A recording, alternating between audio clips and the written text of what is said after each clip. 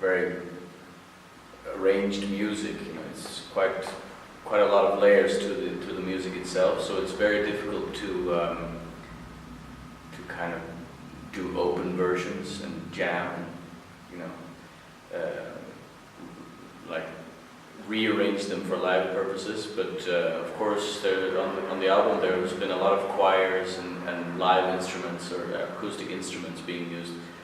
You know, piano. Yeah. And cello and double bass, which can't really bring on tour. Of course. Because we don't have members like that. But so we need to work it into the keyboards and try to use proper sounds and use proper equipment to reproduce it live in as good a way as possible. So that's what we've done. But basically the songs are more or less identical to the album. Also with regards to the actual sound, so we're using the choirs that we sang in the keyboard and so forth. There are 6 songs on the album, and on this tour we're playing 4 of them. We're not playing the first or the last songs, which have the long acoustic intros with, you know, the cellos and basses and pianos, etc. Yeah. Because it takes a lot of work to pull that off. It's also, there's so many tracks of the same instruments. I think the last track on the album is like 200 tracks or something, way too much. But, oh my goodness. But the other 4 songs, we've actually gone in and sampled the sounds which are on the record and ported them over to Esmar's keyboard, so he can perform with pretty much the exact same sounds.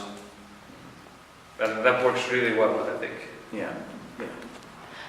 Something completely different. I had a very interesting conversation with Adi from Salzburg here back in late summer. And we kind of came to the point to compare playing at home and somewhere in continental Europe. And he said, like, it's always really, really challenging to play at home because there are so many people knowing you and knowing details of you that they may find back in the songs. So, of course, your home community is a lot smaller still. So what is it for you?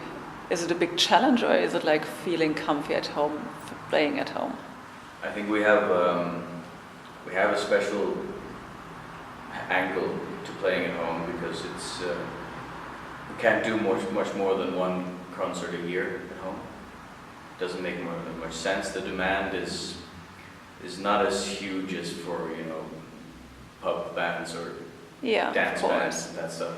So the crowd is not huge. So if we play once a year, we think it's good enough. But then again, 1 concert a year in the Faroes, that becomes kind of an important thing.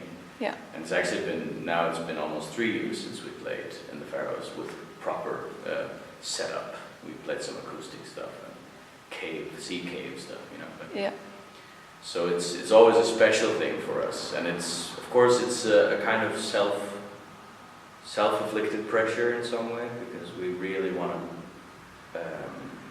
you know, since people know us back home and appreciate us, and we get a lot of appreciation from the public in general, we really want to put on something really special every time. But I don't really feel that particular way about people necessarily being more critical of us or anything like that. I love playing to people whom I know. Yeah. It's always cool to come to places like we were in Iceland a few weeks ago, or when we play back home, or when we play in Denmark, where we have friends and family around. It's always great to play to people. It's also great to tour around Europe, to play in front of lots of new people and meet new people. But there's something special about playing at home, you know, where people can understand the lyrics, and also I think, you know, the Faroe Islands is a small place, and we have a network, which means that when we don't have the travel expenses and all the restrictions on how much gear we can bring, etc., etc., then we can do it exactly the way we want to do it, which is obviously not as easy if you're doing a club tour throughout Europe. How long does it take to prepare, like to sort out which kind of gear you're gonna bring over here and all this? Sounds like putting it all through a bottleneck.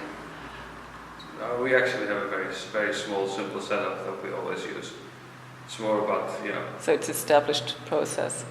Yeah, I mean, the depends on the setup. It depends what the tour is going to be about. I mean, if we're touring with another band and we're sharing gear, that's a very big help in a sense. But we probably wouldn't bring big amps from the Faroes or anything. If we were headlining, for example, we would rent it or something like that on the mainland, and then just bring our personal gear, which Theodor says it's not that much. We can travel with it with the airplane mostly. Yeah.